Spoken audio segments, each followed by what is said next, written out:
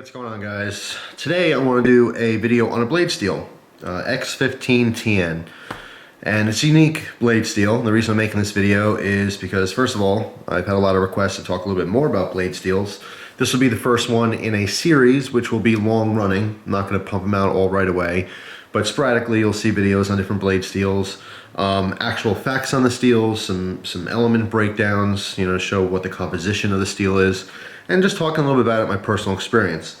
What prompted this video is this Benchmade Griptilian, which has a very long history with me, happens to sport this steel, this X15-TN.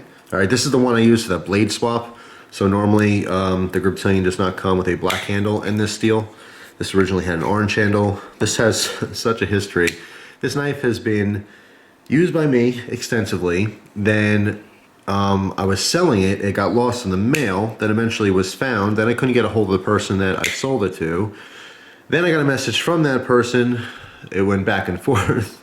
It was sent back out. Then it was originally traded back to me.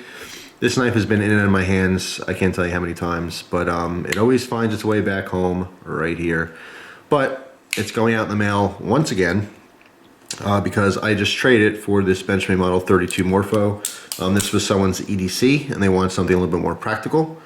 I love this knife. It's basically a smaller version of the 51 Morpho, and that's one of my favorite flippers. So I would love to EDC this knife, and I might make videos in the future, because right now in Pennsylvania I can own it, I can have it, I can possess it, but I can't legally carry it. So I want to talk to local law enforcement and stuff, see what their opinions are on the subject.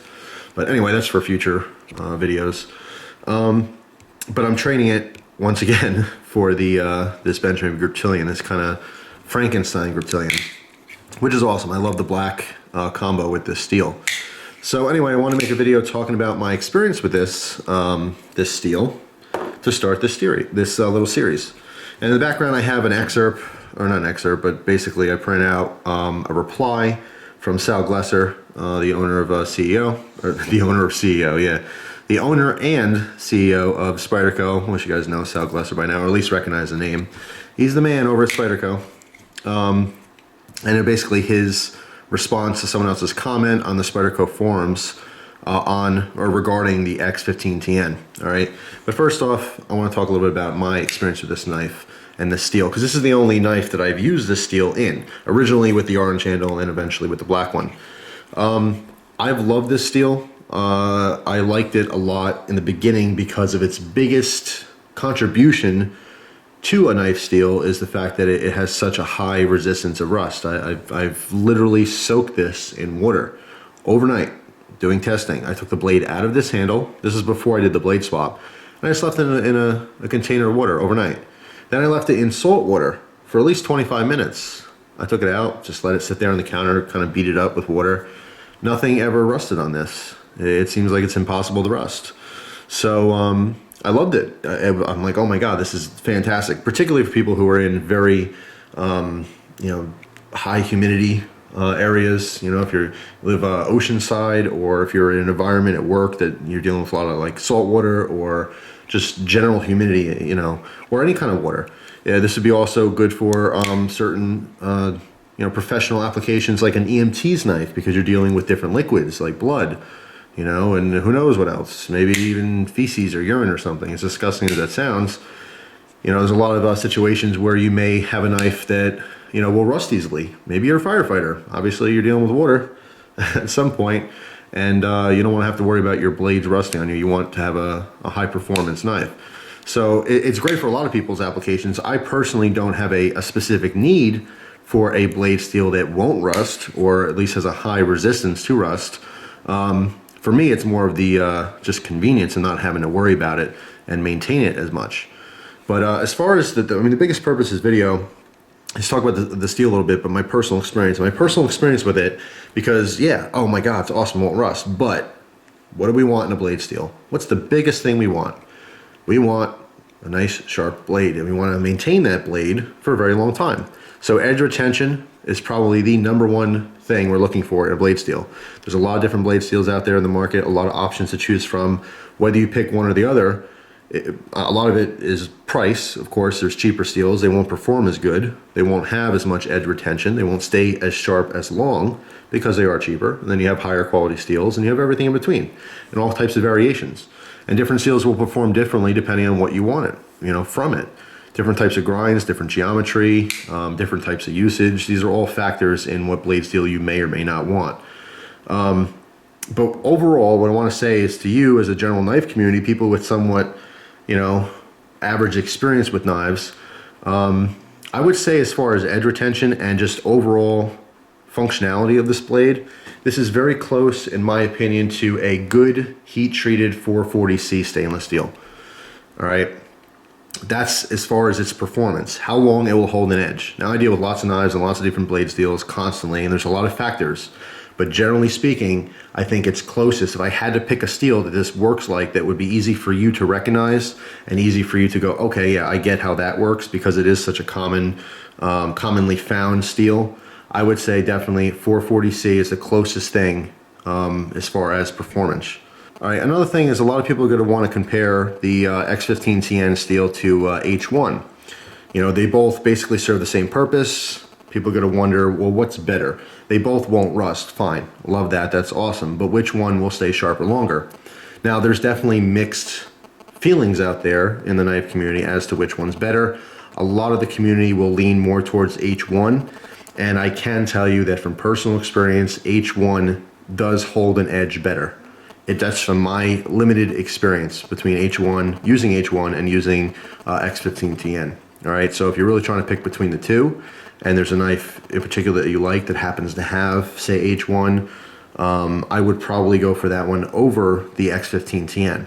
But they're somewhat similar. I just did find that I held an edge better using H1, or the H1 steel held an edge better with normal use as compared to this one. But this one still, it's not a slouch. It doesn't mean it's a crappy steel. It just means, from my personal experience, it hasn't been performing as well. It still performs, it still cuts stuff, just not as well. So anyway, another thing to know about the X15-TN is it is a nitrated steel, but it's different. Nitrogen is added to the steel after the fact. It's not part of the composition, such as, say, Infi steel from Bussy Knives. That's part of the composition, but it's not fair to compare the two. The Infi steel is a very high performing steel, but it's also not a stainless steel. So that's a separate issue. You can't really, that's apples and oranges. Can't really compare a stainless directly to a non-stainless steel.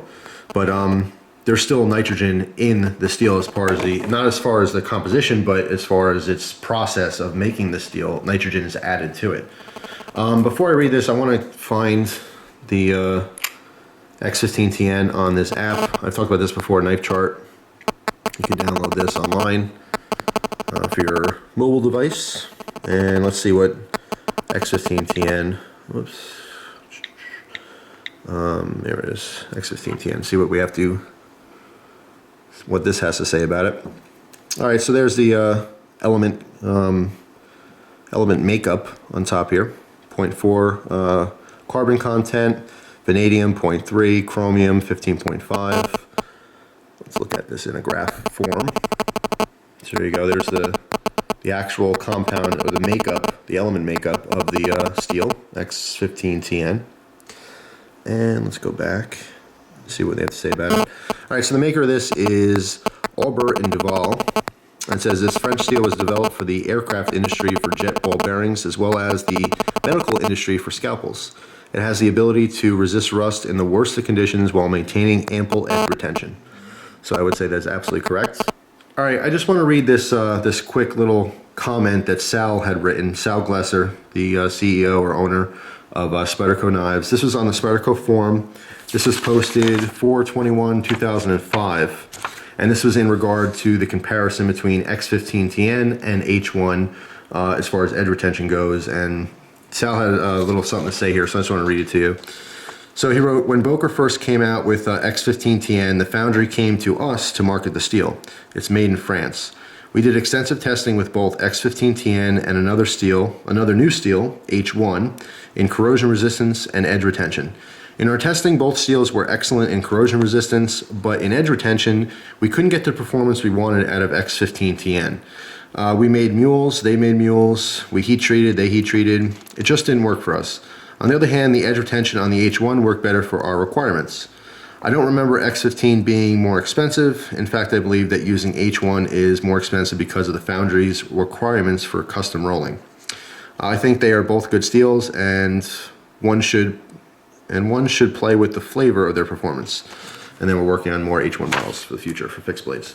So basically what the original comment was saying was that they thought that the X15-TN on their particular Boker knife that they had was a little bit better than H1. And Sal was basically responding with, hey, look, we've tested them both and they're both awesome. They both are extremely, extremely high resistance in rusting, or they have a high resistance in rusting. But as far as their testing goes, their particular testing for their company, they found H1 to be better as far as holding edge.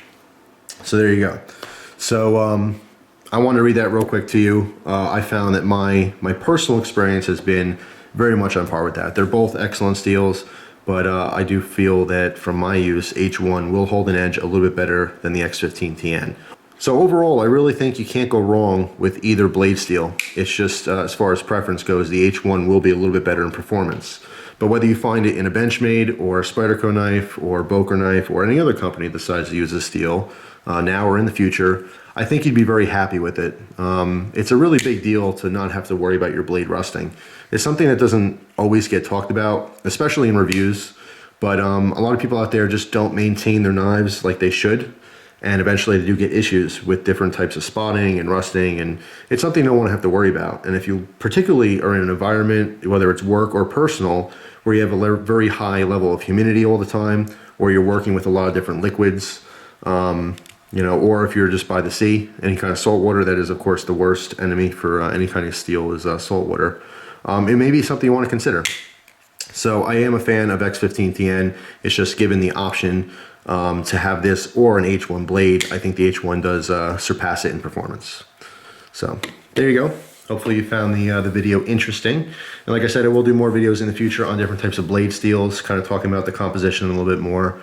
I just want to get this video done just because I want to get this knife out ASAP for the new owner. Big thank you for the trade. Love the 32, the Morpho. Trying to get into flipping a little bit more. I've always loved my ballast songs, you guys know that. It's nothing to do with this video, but just as a general mention, because I know people want more ballast song tutorials, but I just haven't flipped them in a long time. So just gonna have to start working on that. As a side note, because we are talking about blade steels and corrosion, this 32 is a D2 blade. I don't know if it's marked on here. It is marked. It could be hard to say. It's right above their Benchmade logo. But this one, just being EDC'd in regular use, there is surface rust. It's more of a patina than it is a rust, but you can see it here in the tang. You can see it all throughout the blade. Okay, D2 being a tool steel, it will rust. And if you do not maintain it, you will get that. These little spots over here, they're not dirt spots. There are actually a patina forming on this blade. Something you will never see on this one. Any kind of marks on this blade is purely, well, that's glue mark right there, but it's purely usage marks. You will not see rust on this ever. So anyway, that's it for now. Thanks for watching. I hope you guys enjoy the rest of your day, and I will see you soon. Take care.